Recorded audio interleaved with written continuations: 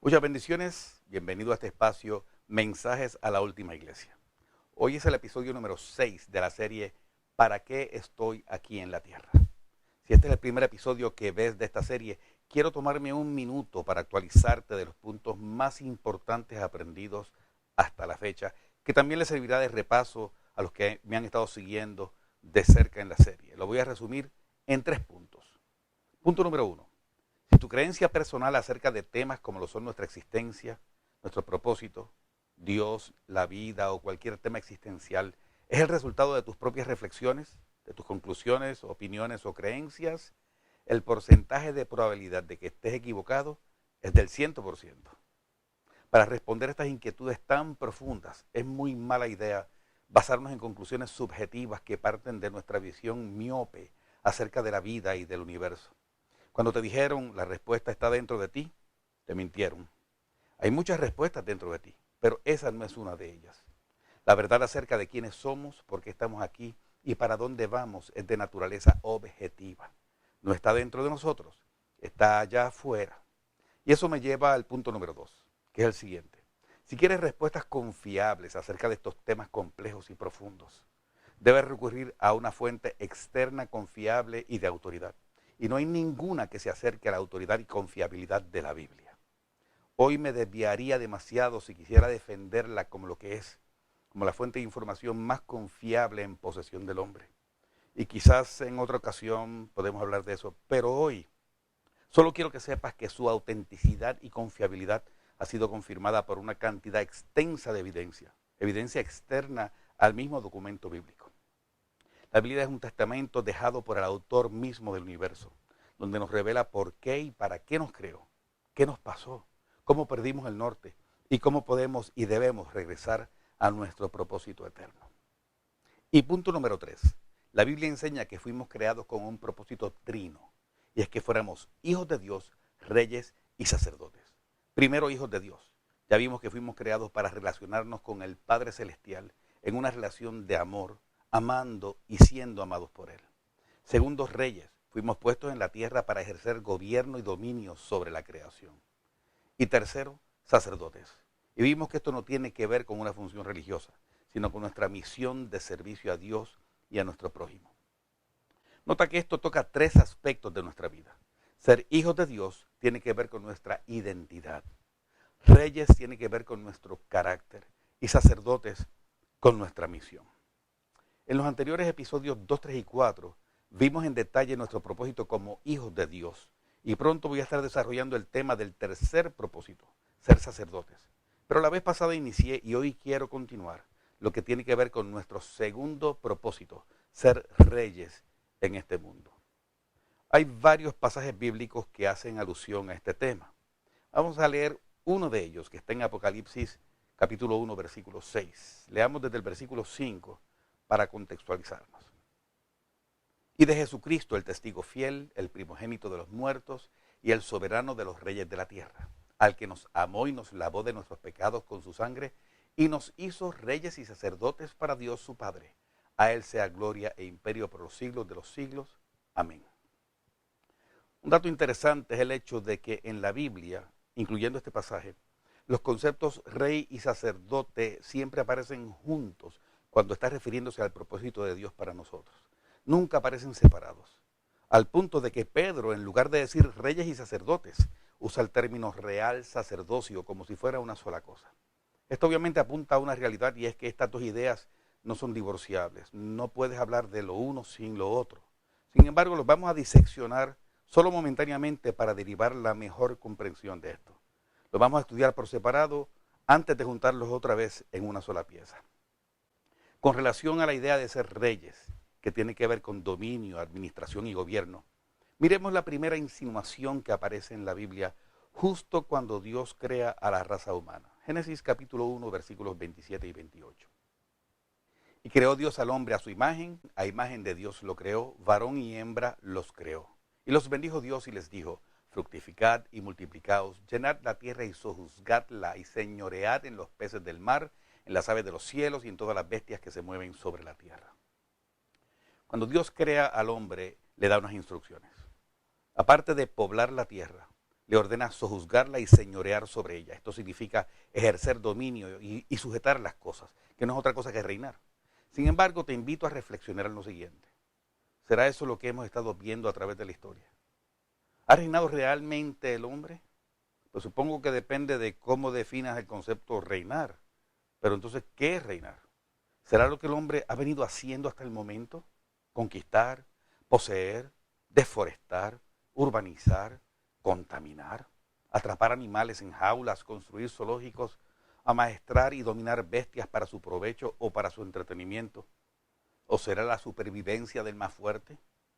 El rico enseñoreándose del pobre, el instruido manipulando al ignorante y el soberbio imponiéndose sobre el humilde. ¿Sería eso lo que Dios tenía en mente? Yo creo que si hiciéramos un sondeo de opinión, ganaría en una proporción de 100-0 la opción no, no puede ser eso.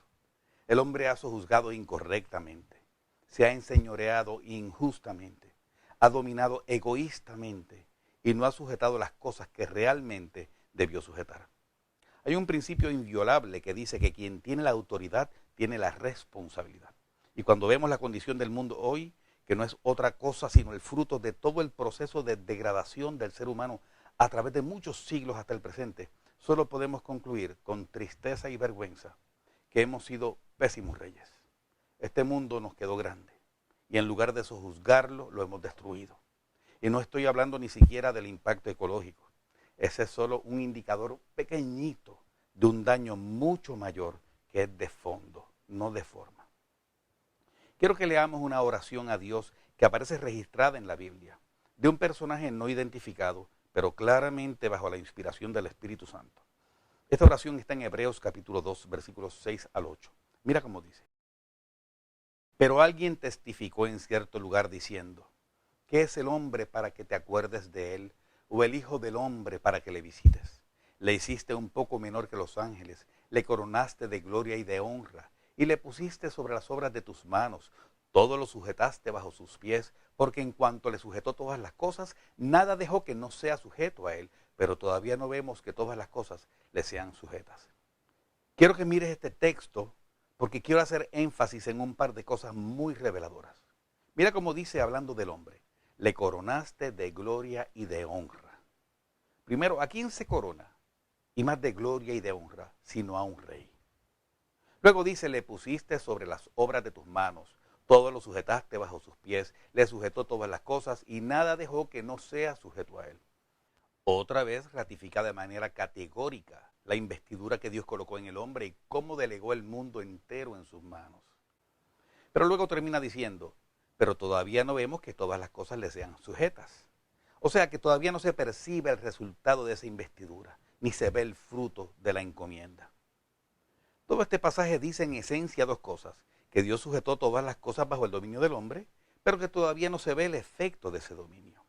El hombre creerá que está dominando, pero para nada según la agenda y el propósito de aquel que le dio el encargo de reinar. ¿Y por qué habrá sucedido esto?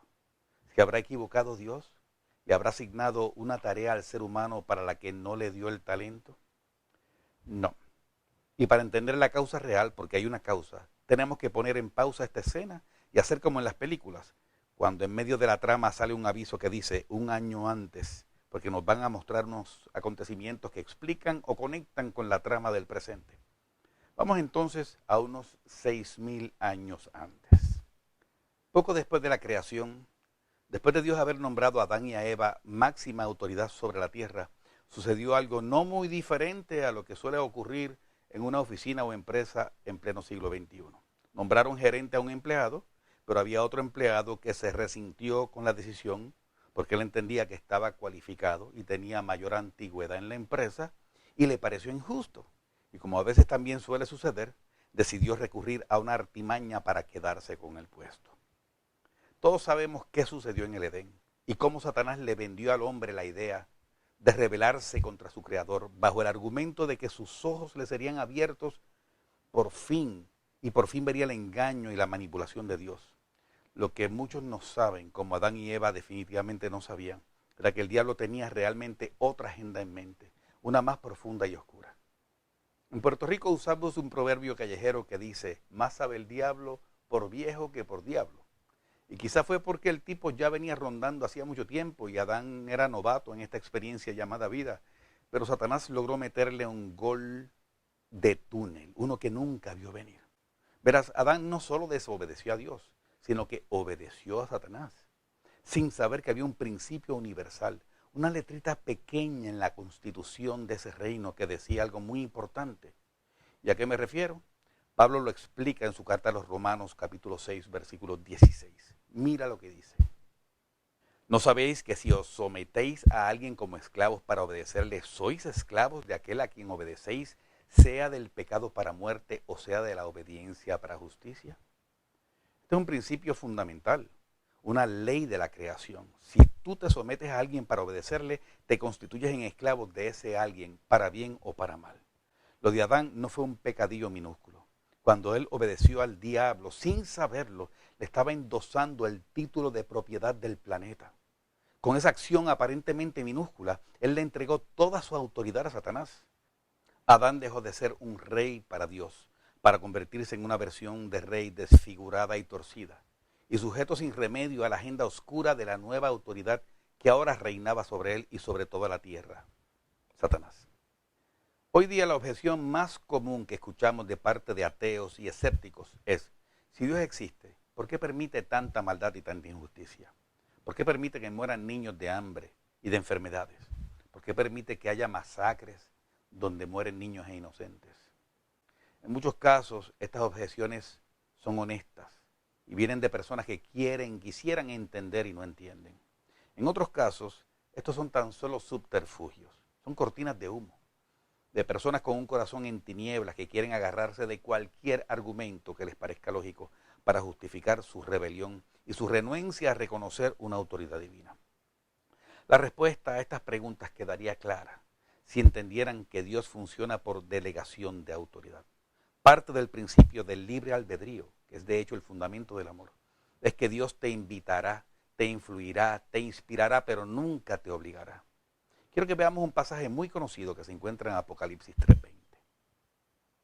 He aquí yo estoy a la puerta y llamo, y si alguno oye mi voz y abre la puerta, entraré a él y cenaré con él y él conmigo. Estas palabras las dijo Jesús. ¿Tú puedes creer que Jesús haya dicho esto? Esta invitación puede sonar muy hermosa y de hecho lo es, pero el lector promedio pasa por alto la implicación de estas palabras.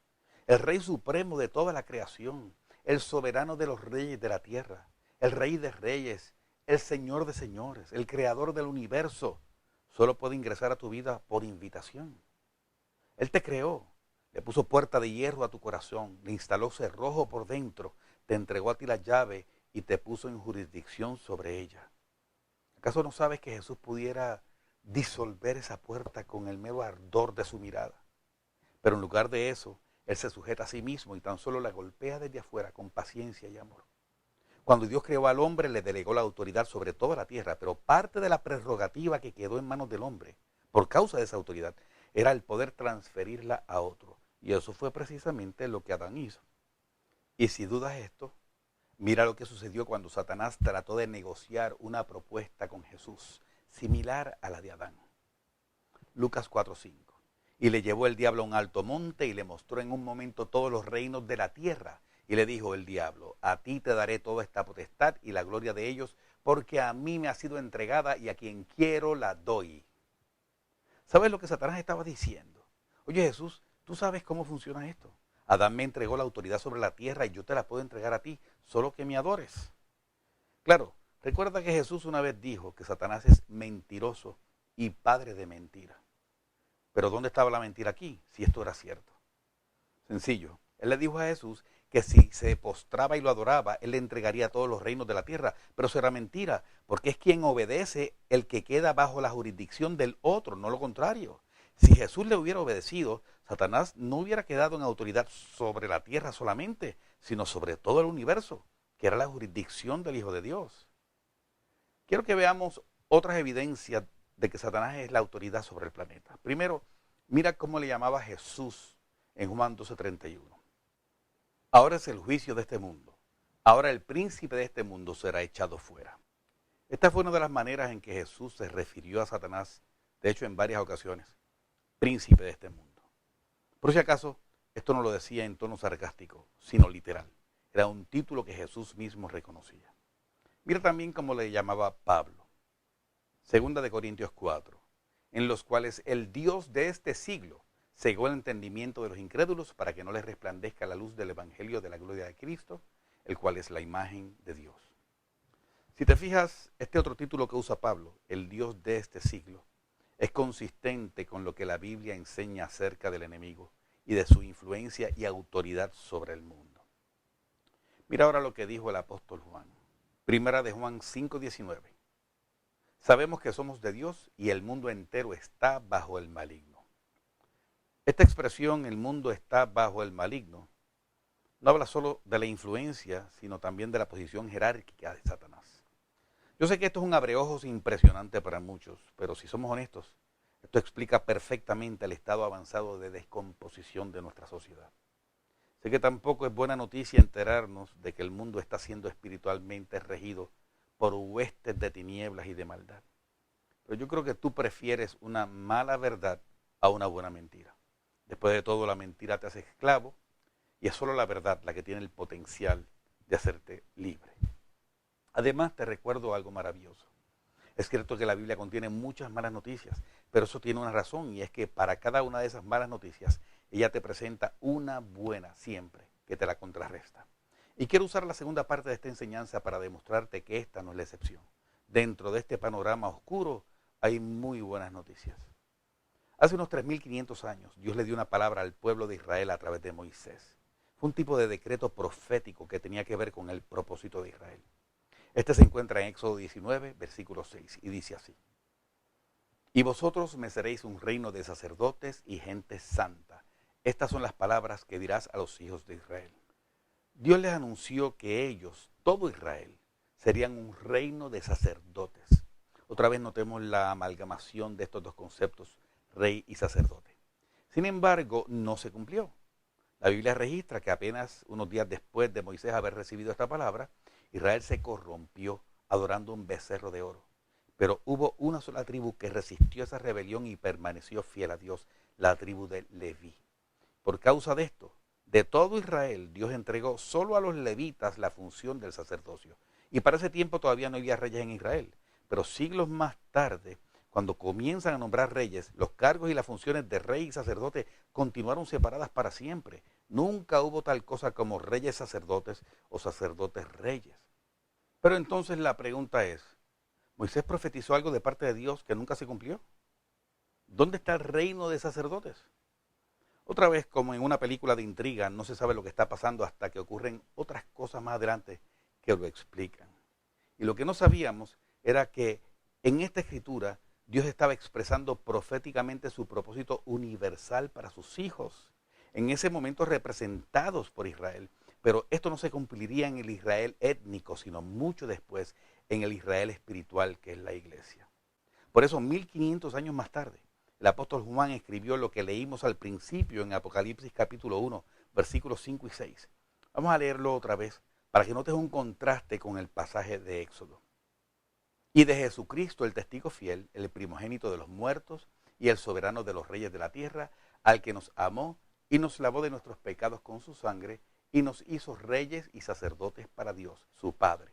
A Él sea gloria e imperio por los siglos de los siglos. Amén. Mira el contraste entre estos dos pasajes. Dios le había dicho a Israel, vosotros me seréis reino de sacerdotes en futuro. Pero ahora, 1500 años después, Juan dice que nos hizo reyes y sacerdotes en pasado, como algo ya completado. Claro, alguien pudiera decir, pero es que ese es el Apocalipsis y sabemos que esa es toda una visión de eventos futuros expresados por Juan en pasado, como si ya hubieran ocurrido. Eso es cierto. Pero mira lo que dijo Pedro en una carta que escribió a los cristianos de Asia Menor para ese mismo tiempo. Primera de Pedro 2:9. Mas vosotros sois linaje escogido, real sacerdocio, nación santa, pueblo adquirido por Dios para que anunciéis la virtud de aquel que os llamó de las tinieblas a su luz admirable. Si te das cuenta, Pedro habla de nuestra posición de reyes y sacerdotes como una realidad presente. Vosotros sois real sacerdocio. Y esto es así porque, como dijo Juan, esto se hizo efectivo en y a través de Jesucristo. Esto ocurrió en la cruz. Para que un rey pueda comenzar a reinar, primero tiene que ser decretado, ungido y coronado. Y todo esto ocurrió en la cruz del Calvario sobre cada uno de los que creerían en él. Jesús en la cruz ya te hizo rey. Eso fue un decreto divino sobre ti. Ahora tu llamado es a reinar. Mira lo que escribió Pablo a los romanos en el capítulo 5, versículo 17. Pues si por la transgresión de uno solo reinó la muerte, mucho más reinarán en vida por uno solo, Jesucristo, los que reciben la abundancia de la gracia y del don de la justicia. Aquí hay una expresión muy importante, reinar en vida. ¿Qué significa reinar en vida? Primero debemos tener presente que hablar de un rey implica la presencia de un reino, porque no puede haber un rey sin un reino. Segundo, los pasajes de Éxodo y Apocalipsis que leímos hace un momento, la profecía y el cumplimiento, contienen unos detalles minúsculos que no les hemos prestado atención, pero que son clave para entender esto. Vamos a mirar otra vez Éxodo 19:6. Y vosotros me seréis un reino de sacerdotes y gente santa. ¿Cuál es el detalle minúsculo al que me refiero? Nota que ahí no dice seréis un reino de sacerdotes, sino me seréis un reino de sacerdotes. Ese pequeño pronombre personal átono, me, define unas reglas de juego muy particulares. Y mira ahora Apocalipsis 1:6. Y nos hizo reyes y sacerdotes para Dios su Padre. A Él sea gloria e imperio por los siglos de los siglos. Amén. Otra vez, no dice solo que nos hizo reyes y sacerdotes, sino que nos hizo reyes y sacerdotes para Dios su Padre, de quien es la gloria y el imperio eternamente. ¿Sabes qué es lo que está diciendo aquí? Que somos reyes bajo la autoridad de un rey superior y que nuestro reinado consiste en establecer su reino. Existe un estilo de vida que es característico y representativo del reino de Dios. Y reinar en vida significa establecer ese orden, ese reino, ese estilo de vida del reino de Dios en la tierra. Quiero tomar los minutos que me quedan para aclarar algo muy importante acerca del reino de Dios. Si no te comparto esto, podrían quedarte unos vacíos en tu comprensión sobre este tema que no quiero. En la Biblia el concepto del reino de Dios se presenta con tres enfoques diferentes y simultáneos, porque son tres etapas de maduración del reino. Primero, la llegada inicial del reino de Dios. Segundo, el crecimiento del reino de Dios. Y tercero, la manifestación futura del reino de Dios. Si no entendemos que estas tres ideas están presentes y todo el tiempo entrelazadas, vamos a tener dificultad en entender lo que es, según la Biblia, el reino de Dios y cómo funciona. El primer aspecto, la llegada del reino de Dios, aparece en el llamado que hicieron primero Juan el Bautista y después Jesús cuando comenzaron a predicar. Esto está en Mateo 4:17, dice: desde entonces comenzó Jesús a predicar y a decir: arrepentíos porque el reino de los cielos se ha acercado. A través de Cristo, el reino de los cielos bajó a la tierra, se instaló entre nosotros. Por eso una vez Él dijo que no debíamos buscar el reino aquí o allá, porque el reino estaba aquí entre nosotros. El segundo y tercer aspectos aparecen implícitos en la oración modelo de Jesús, conocida como el Padre Nuestro. Si recuerdas, Él dice: venga tu reino. Ahora, si no entendemos que Jesús manejaba tres visiones diferentes y paralelas del reino de Dios, esta oración entonces parecería una contradicción. O como Él dice que el reino de Dios ya llegó y después ora para que venga. ¿Cómo así que venga si ya había llegado? Cuando Jesús ora para que el reino venga, Él está orando porque se complete el proceso de maduración que tenía que darse. De hecho, muchos no lo notan, pero en esa misma oración Jesús abundó en cómo es que esto sucede. Él oró: venga tu reino, hágase tu voluntad en la tierra como en el cielo. O sea, que todos en la tierra obedezcan tu voluntad como ya hacen los que moran en el cielo. Recuerda que el problema de rebelión es en la tierra a causa del gobierno de las tinieblas. Ese problema no existe allá arriba. En otras palabras, ya el reino había llegado con la llegada del Mesías. Ahora debía crecer, algo que iba a tomar siglos, o como interpretamos muchos, aproximadamente 2000 años. Y finalmente habría una manifestación posterior, final, gloriosa del reino de los cielos en la tierra. Mira cómo dice Lucas 21:31. Así también vosotros, cuando veáis que suceden estas cosas, sabed que está cerca el reino de Dios. Esto Él lo dijo cuando les hablaba a sus discípulos sobre las señales del fin del mundo. Cuando Él dice está cerca el reino de Dios, se refiere a está cerca el cierre del proceso, la manifestación final y gloriosa del reino de Dios. Mira también Lucas 22:18. Porque os digo que no beberé más del fruto de la vid hasta que el reino de Dios venga. Esto fue en la cena con sus discípulos la noche anterior a su arresto y muerte. Él dijo, hasta que el reino de Dios venga, otra vez refiriéndose al momento final de todo este proceso. Yo creo que esto queda más claro aún con la parábola de Jesús que está en Marcos 4:30. Mira qué interesante cómo él ilustró este fenómeno del reino. Decía también, ¿a qué haremos semejante el reino de Dios? ¿O con qué parábola lo compararemos?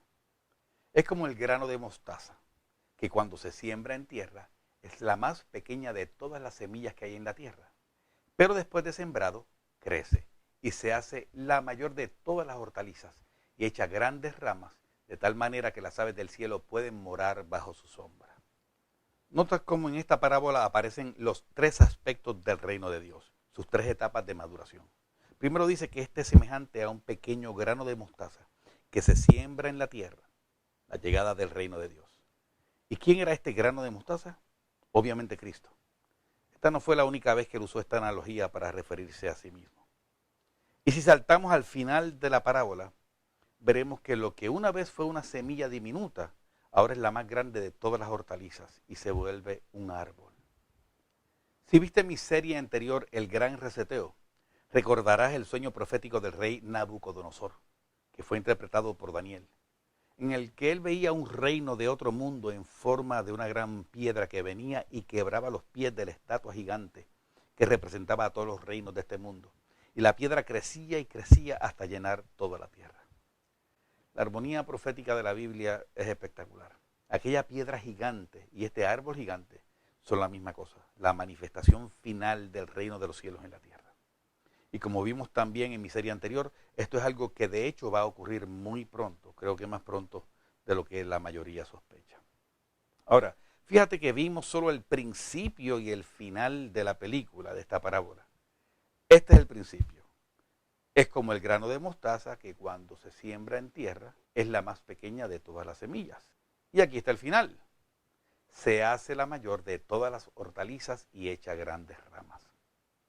Pero no vimos la trama del centro. ¿Qué sucede en el lapso entre la semilla y el árbol? La parábola lo muestra en una sola palabra. Dice, después de sembrado, crece. Ahí está la segunda etapa. El crecimiento del reino de Dios es lo que conecta su llegada hace 2000 años con su manifestación final, que otra vez sabemos que será muy pronto. Y tú te preguntarás por qué me habré tomado todos estos minutos para abundar en este detalle. ¿Quieres saber por qué? Porque ahí es que entras tú. Hay una realidad impactante que necesitamos entender y es que la primera y la tercera etapa son enteramente dependientes de Dios, pero la segunda depende de ti y de mí. Jesús llegó e instaló el reino de Dios en la tierra y Él regresa pronto para establecer la totalidad de su reino, pero es a través de sus hijos funcionando como reyes y sacerdotes en la tierra que su reino deja de ser una semilla y se convierte en una hortaliza gigante. Seguramente has leído o escuchado la famosa analogía de Jesús, conocida como la parábola de los talentos. Si recuerdas, esta historia habla de un amo que entregó unos talentos a sus siervos, luego se fue lejos y finalmente regresó y les pidió cuentas por el crecimiento, la multiplicación de lo que le había encomendado. Nota también que esta parábola no habla como otras de un padre de familia, sino de un amo. Esto lo que nos dice es que esta enseñanza no está dirigida a hijos de Dios, sino a reyes y sacerdotes. Una cosa es tu identidad, otra es tu carácter y otra es tu misión. Lo primero te ubica y te da sentido, pero lo segundo y lo tercero se conjugan para empoderarte y cumplir una encomienda. Quiero cerrar por hoy con una declaración. Si alguna vez te enseñaron que cumplir tu misión como rey, sacerdote o como ministro tiene que ver con servir dentro de las paredes de la iglesia o ser un predicador o un maestro o tenías que convertirte en evangelista o en profeta, temo que te enseñaron un error. Si bien muchas personas están llamadas a estos ministerios, pronto te voy a estar mostrando cómo puedes y debes identificar tu propósito particular, el hacer, que emana de quién eres o del ser. Ese es un espacio singular que solamente tú puedes llenar dentro del reino de Dios porque Él encargó, el Padre te encargó a ti personalmente esto y no será sino hasta que tú lo descubras y lo ejecutes que tu vida por fin tendrá sentido. Eso es todo por hoy. Gracias por haberme acompañado. Te espero este próximo domingo en el siguiente episodio de ¿Para qué estoy aquí en la tierra? Que la paz de Dios sea contigo.